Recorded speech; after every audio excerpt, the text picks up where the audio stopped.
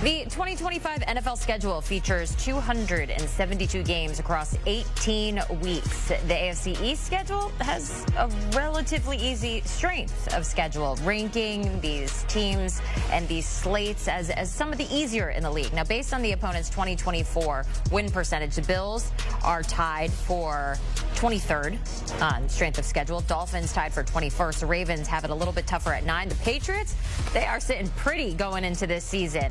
Looking at an easy slate at 30th. Let's continue our reactions from Wednesday's schedule release. We're going to tackle the AFC East with our Bryant McFadden and our Tyler Sullivan. Hello, fellas. We're going to start with Buffalo. 6 of the Bills' first 7 opponents missed last season's playoffs, and 4 of their final 5 foes did the same. So, B-Mac, of the teams widely expected to challenge the Chiefs for the AFC supremacy, the Bills, it seems like their strength of schedule is putting them in a pretty good spot. Walk us through it. Yeah, no question. Of course, that first ball game, week 1, I consider to be the week of unknowns because you're seeing a new team for the very first time. Even if they retain some of their coordinators from a year ago, it's a brand new team. But they're facing off against the Baltimore Ravens. You get the Baltimore Ravens at home. That's a major plus. Remember, in the regular season matchup a year ago, they had to travel down to Baltimore in a primetime matchup, and that was a daunting test for them that they eventually failed. But I love them in that spot. I like them to win that ball game. You look at the Jets, of course, taking care of their business. Me personally, Tyler, Jenny, when I look at the Buffalo Bills schedule in totality, I see 13 wins for sure, potential 4 losses. And the 4 losses that I have when you look at their schedule is Kansas City, Houston, Philadelphia, and New England. 2 road games being lost and 2 home games being lost. But in all, I can easily see the Buffalo Bills winning at the bare minimum 13 games. Yeah, I'm right there with you, B-Mac. I think 13 wins is dead on for the Buffalo Bills. And the thing that stands out to me with this schedule is there's really not a lot of windows for them to have potential losing streaks. You talk about there's a lot of heavy hitters on this schedule. You talked about it right out of the gate, the Baltimore Ravens. I think that they actually lose that game at home. I think Baltimore comes in with a little bit more of a chip on their shoulder in that game. But outside of that, you see, you know, the Kansas City Chiefs, they're sandwiched in around. I think it's the Carolina Panthers and the Miami Dolphins. You have the Philadelphia Eagles late in the season. They're sandwiched around opponents that aren't particularly that scary to the Buffalo Bills. So there's a lot of cushion in between these heavyweights, and I think that's only going to help them kind of pad those stats to get to 13 wins and still be a force, be a threat to be the #1 seed in the AFC. I think they did a lot of good things this offseason, adding Maxwell Harrison in the secondary, Joey Bosa at pass rush. This was a defense that struggled last season, particularly on 3rd down. They were the 3rd worst in terms of their opponents being able to convert on 3rd down in the NFL. We've seen Josh Allen be Herculean. What was really being the hamstring to this team last year was their inability to get off the field. I think they fixed that. I think they finished 1st in the AFC East. And with that 13 wins, they rival for the 1 seed. Yeah, of the 8 teams playing a first-team schedule in 2025, the Bills have it the easiest, and that is notable because first-place teams have done well in that situation since the NFL switched to that 17-game schedule back in 2021. Speaking of the Bills, we're going to talk about the Dolphins next. The Dolphins get the Bills in Buffalo early in the season when the weather is still good, so that's a plus. They have a tough middle stretch, though. They host the Ravens on a short week. Then they have the Bills again before a trip to Spain, facing off against the Commanders. All 3 of those opponents finished in the top 5 in scoring last season. So, B-Mac, what's your overall take on the Fins schedule? You talked about that difficult stretch in the middle of the season. I think this is going to be a difficult year for the Miami Dolphins. And the reason why I say that, just look at the personnel side of things. It's safe to say this current group of Miami Dolphins, they're not the same in terms of talent as what we watched last year with them, especially when being healthy. So I think this is a lesser talented team and a very, very difficult schedule. I see them, the Miami Dolphins guys, best case scenario for me, I'm sorry, Dolphin fans, but 8-9, I think that's a realistic record for the Miami Dolphins. When you look at some of the teams they will face off against, you look at Buffalo, of course. I think Buffalo is the cream of the crop, not just in their division, but in the entire AFC. I love Baltimore. I think New England would be a much improved team compared to what we saw last year. And then you look at other teams. You look at Atlanta. You look at Tampa. This is a very, very intriguing schedule for the Miami Dolphins. And like I said, I don't think this is more of a talented team than what we saw last year in 2024. So I see the Miami Dolphins, Tyler, 8-9 is the record for me. I think that is a realistic number when you look at the entire roster and, of course, the schedule. Well, B-Mac, if they're not going to like your 8-9, they're not going to like my 6-11, because I don't think this Miami Dolphins team is going to be particularly good. I think it's a tough schedule. It's easy out of the gate. I think you might kind of get some fool's gold out of the chute here, where you have the Indianapolis Colts, you have the New England Patriots at home. That's typically been a house of horrors for New England, going down to Miami early in the season. But then, as you referenced, Jenny, later on in this season, it does turn into a gauntlet. You go to Atlanta, then you face Baltimore, Buffalo, Washington, all at home, but that's right before your bye. I don't think you're going to be favored in any one of those games. And then the tail end of the season, you face the Bengals, the Buccaneers. Then you go up to Foxborough to play the Patriots. We know the narratives of the Dolphins going and playing in cold weather cities. That could be a tough spot for them. So I have them going at 6-11, and this is kind of where we're going to have to look at them in the mirror. They're going to have to look at themselves in the mirror this season to say, okay, what are we? We have a high-flying offense. We have Tyreek Hill. We have Jalen Waddle, Devon Achane, Tua Tagovailoa. But have we reached the ceiling at this point with this current core? Defensively, I have my questions. We don't know what's going to happen with Jalen Ramsey. Is he going to be traded? If so, that's only going to hurt your secondary as you're going up against a lot of these elite quarterbacks in the AFC. So right now, I have the Miami Dolphins at 6-11, which could rival last place in the AFC East. Right now, that's plus 230. You mentioned how they fare on the road, especially in cold weather. Over the past 3 seasons, the Dolphins have the 4th best home record in the league, 18-7. Everyone loves coming down here to Miami and playing some football. You mentioned the Patriots as well. So if you're looking for a surprise playoff contender, one team to definitely watch, which excites me, is the New England Patriots. The Pats have the easiest strength of schedule in the AFC. And before we dive in, just a quick note here. The teams with the easiest schedule in the AFC have finished with a winning record of 7 straight seasons. That is a positive for the Patriots fans out there. Tyler, Mike Vrabel in his first year as New England's head coach, what can we expect?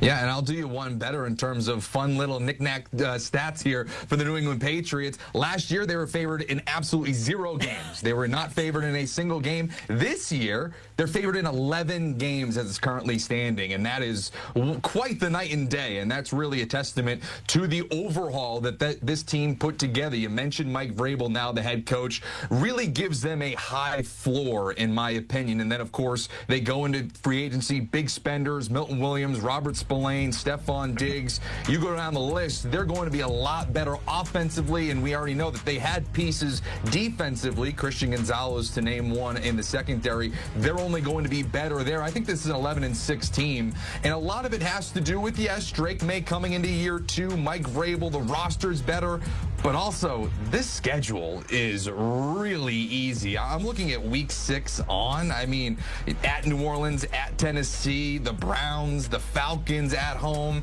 That, to me, right there is 4 wins that you can inflate this record. And even at the tail end of the year, you go to New York, you face the Dolphins at home, like I mentioned earlier. There's a lot of pockets here where you can start piling up wins. So I think that this Patriots team is a double-digit win team and could be rivaling for a wild card spot.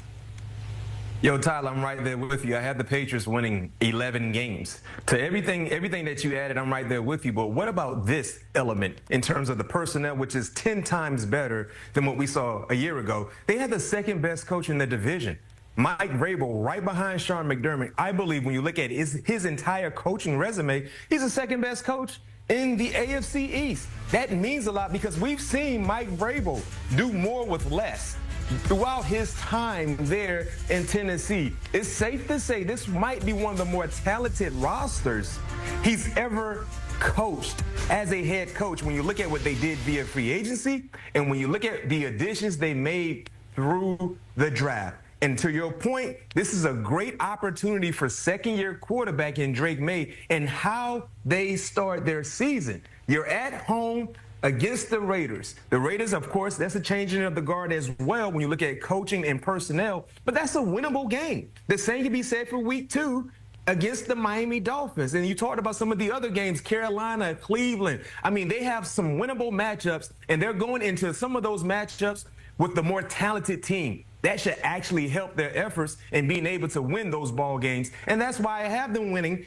double-digit games, and I wouldn't be surprised to see the Patriots be one of those teams that we saw miss the playoffs last year, but make the playoffs this year. And B-Mac, you talked about Mike Vrabel and him being the second best head coach in the division. You're already kind of seeing that right now. I mentioned it being a high floor for the Patriots because of his presence. You had their big free agent signing, Milton Williams, sign a massive deal in free agency. He's going to be one of the faces to the defense. He already told reporters this offseason that he's been called out by Mike Vrabel because he maybe not showing maximum effort right out of the gate. And that's really set the tone, as he put it, to this whole offseason program that I think they're going to carry that momentum going into OTAs, going into mandatory minicamp, and, of course, training camp. So you're already kind of seeing the impact of Mike Vrabel on this Patriots roster.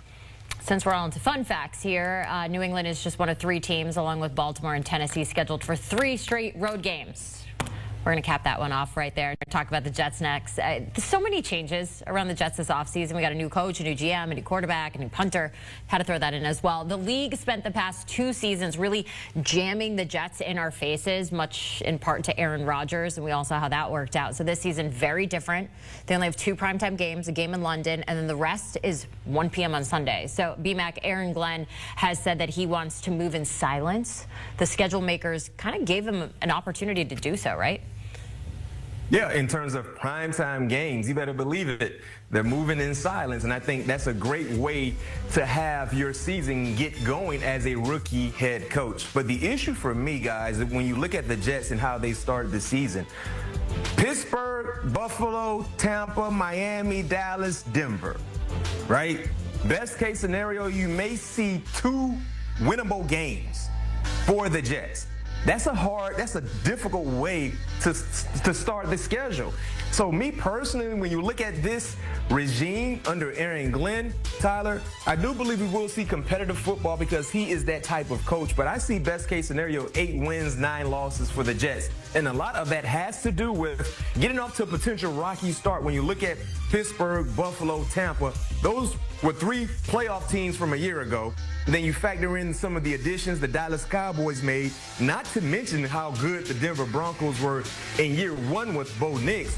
Who knows what that stretch of ball games could look like in the first 6 games for Aaron Glenn. And if they get off to a rocky start, they're going to be battle tested the rest of the way. So I see them winning 8 games and losing 9.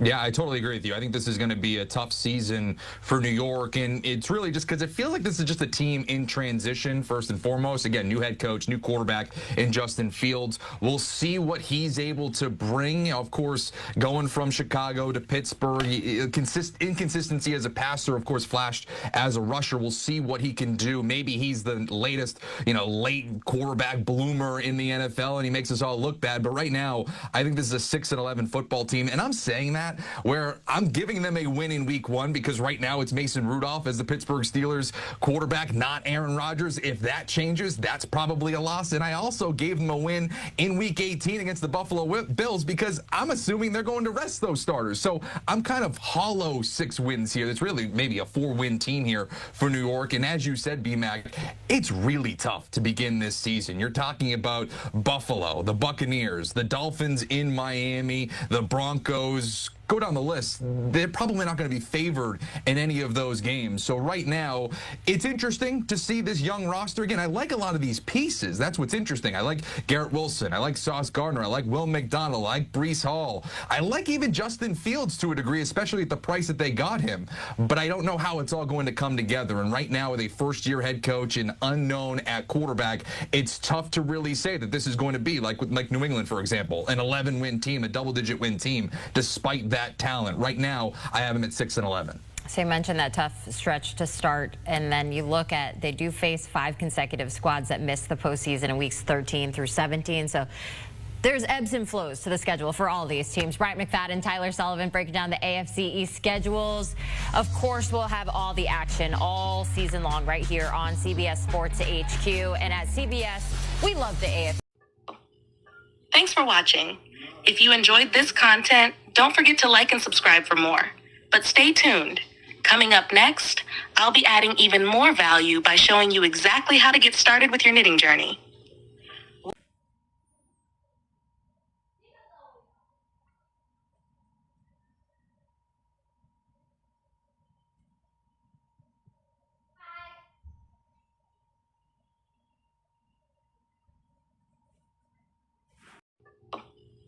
Thanks for watching. If you enjoyed this content, don't forget to like and subscribe for more. But stay tuned. Coming up next, I'll be adding even more value by showing you exactly how to get started with your knitting journey.